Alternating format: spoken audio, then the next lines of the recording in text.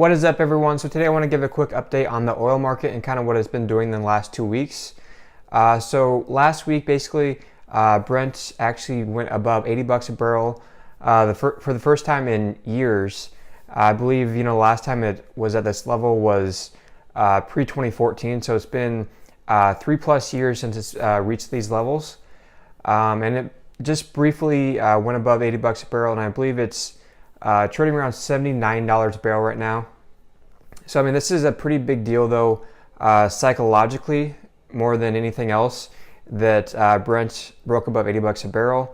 You saw a lot of crude oil stocks really rally quite a bit that day.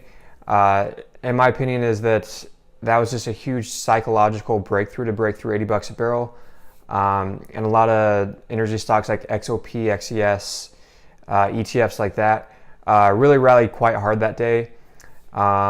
My favorite GNGF, that's been up quite a bit in the last week. I believe it's up about 15% in the last 2 weeks. You also saw Chesapeake Oil rally really hard this week, up I think 30+% this week. Even at these levels, though, a lot of oil stocks are still undervalued because they've just been beaten down for so long. And also psychologically, a lot of oil investors, or investors for that matter, still don't think that higher oil is going to be here for the long term, and they're just simply wrong. The runway is set for higher oil, with Venezuela is still falling off a cliff with their oil production. We had the new Iran sanctions. It's still unknown how much is going to get taken off the table with the Iran sanctions. But they're estimating, I think, around 500,000 barrels per day to $700,000 barrels per day. So it really just depends on how much gets taken off there. But like I said in a previous video, that really doesn't matter. Like the Iran sanctions really didn't matter. The oil market was already tightening, and we already had oil storage below the 5-year average.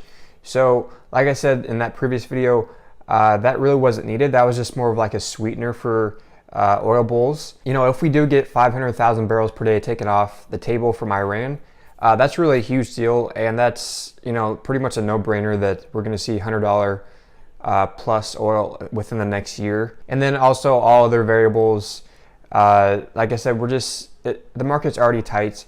US is pretty much capped out on what it can produce. We're expected to grow to 11.3 million barrels per day in production by the end of 2018.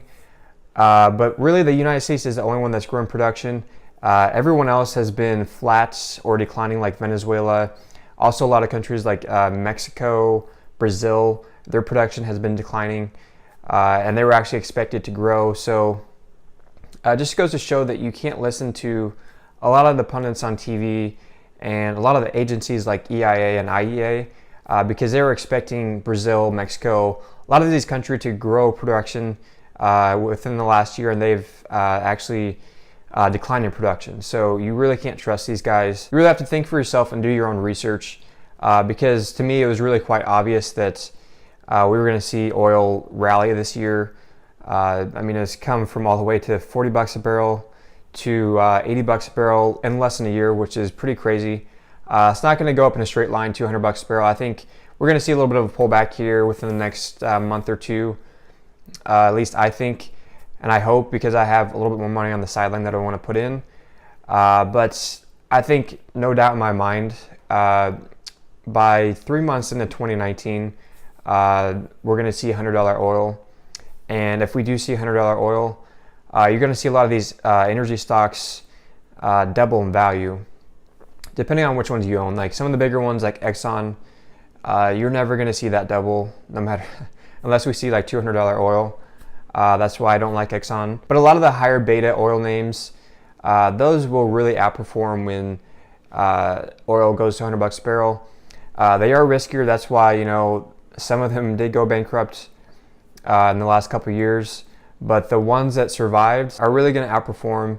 If we do see the $100 oil again, which in my mind, I think that's pretty much a no-brainer. I mean, that's the beautiful thing about investing. There's always someone that thinks the opposite. So, it could go the other way. You never want to be too, sure on something. But with all the facts that I have researched and that have been presented, in my opinion, it's pretty much a no-brainer that we're going to see higher oil prices, and it's going to last for at least a year or two from what facts we have available right now.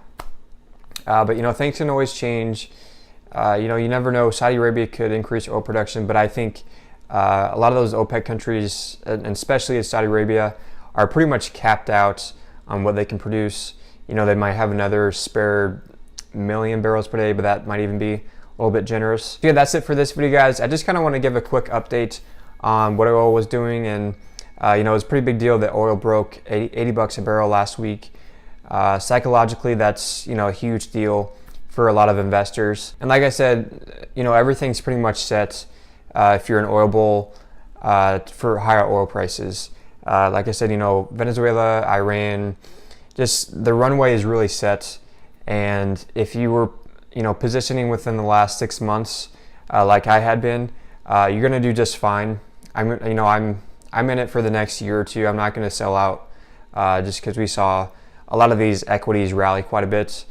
I have at least 1 to 2 year time frame with this, because that's where you're really gonna see some huge gains if we do see $100 oil. So yeah, that's it for this video, guys. Thank you guys for watching, and I'll see you guys in the next one.